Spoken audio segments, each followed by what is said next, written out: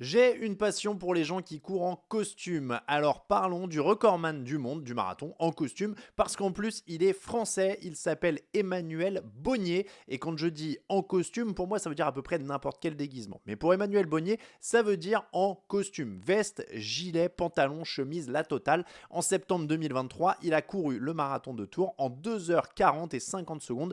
Tout ça avec un costume 3 pièces. Il a aussi couru le marathon pour tous des Jeux Olympiques de 2024 en costume. Sur les photos, ses jambes sont trempées, ça a l'air ignoble en termes de confort. Malheureusement, il a été dépossédé de son record en octobre 2025 par un Australien dénommé Jason Hunt qui a claqué un 2h38. Mais rassurez-vous, Marathon Manu, son pseudo sur Instagram, n'a pas rendu les armes et il a un autre record, celui-là il tient toujours, c'est celui du marathon en pyjama. En mai 2025, à 37 ans, il a réalisé cette prestation de légende en 2h42 minutes 37 secondes. C'était à Saumur. Comme pour tous les records de ce genre, il y avait des règles strictes pour être validé par le Guinness Book. Il fallait avoir un pyjama qui allait jusqu'aux chevilles, avec des manches longues et surtout porter un bonnet de nuit qui recouvre les oreilles parce qu'apparemment les gens du Guinness Book dorment en 1920.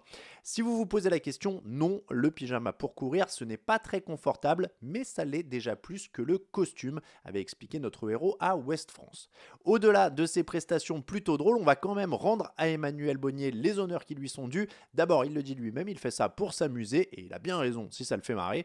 Et quand il ne s'amuse pas, il fait des choses au moins aussi dingues. Il a notamment participé au dernier championnat du monde des 24 heures, il y a parcouru 255 km, tout ça en ayant un boulot et en courant parfois pour des bonnes causes. Félicitations à Emmanuel Bonnier, il est notre fou du groupe de la semaine et on espère bien l'avoir un jour dans l'émission.